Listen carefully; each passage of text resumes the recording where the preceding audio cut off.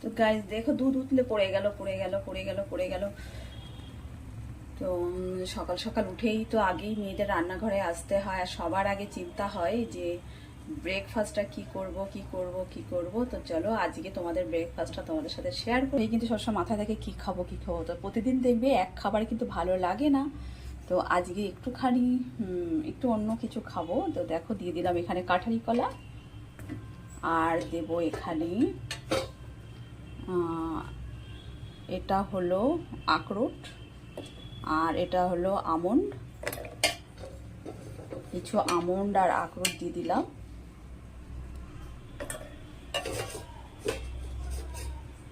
তো এমনি দেখো সব কথাই বলে, আর যা সারাদিনে যাই খাও না কেন, কিন্তু ব্রেকফাস্টে সবসময় পেট ভরে করতে হয়।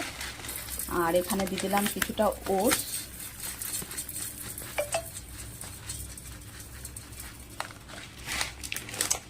আর দেব এখানে আঙুর, দেব কিছুটা আঙুর দিয়ে দিলাম। আর দেব এখানে একটু আপেল হলে ভালো হতো, ফলটা আর নেই, শসা আছে, শসা দেওয়া যাবে না। তো ফল বলতে এখানে এইটুকুই থাক আজকে। আর দেব এখানে দুধ।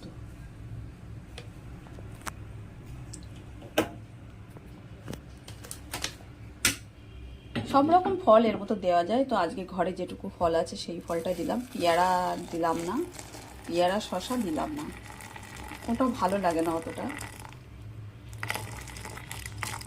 দিয়ে দিলাম এখানে দুধ। এইবার এটাকে পেস্ট করব মিক্সিতে।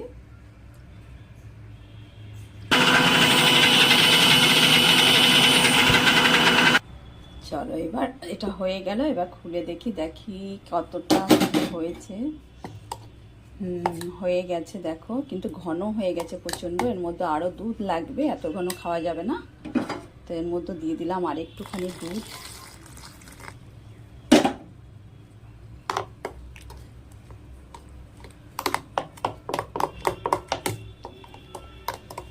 আর এর মধ্যে কিন্তু মিষ্টি দেবো না, দেখো সকালবেলা দেখবে খালি পেটে, আর তোমার এই মিষ্টি ব্রেকফাস্টে তো আমি ভালোবাসি না, আর আমার মেয়েও ভালোবাসে না, যার জন্য মিষ্টি দেব না। যেহেতু এখানে কলা আছে, ওতেই অনেকটা মিষ্টি হয়ে যায়।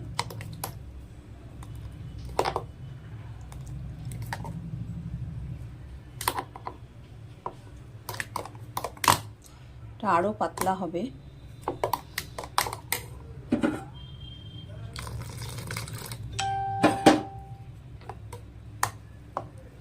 এইবার ঠিক আছে। দেখো এটা দেখে কিছু মনে পড়ছে তোমাদের? জানিও এটা দেখে কি মনে পড়ছে। আমার তো সিন্নির কথা মনে পড়ছে, তোমাদের কি মনে পড়ছে অবশ্যই জানিও। এটা খেতে কিন্তু খুব টেস্ট লাগে, যেহেতু এর মধ্যে বাদাম আছে, খুব টেস্টি হয়। চলো এবার খেয়ে এটাকে তোমাদেরকে বলি কেমন টেস্ট হয়েছে।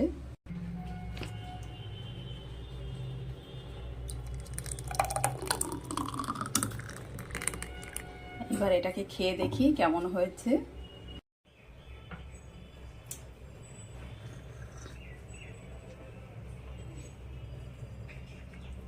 আমার তো খুব ভালো লাগে, বাট তোমাদের কেমন লাগলো তোমরা জানিও, আমার ব্রেকফাস্টটা কেমন লাগলো তোমরা জানিও।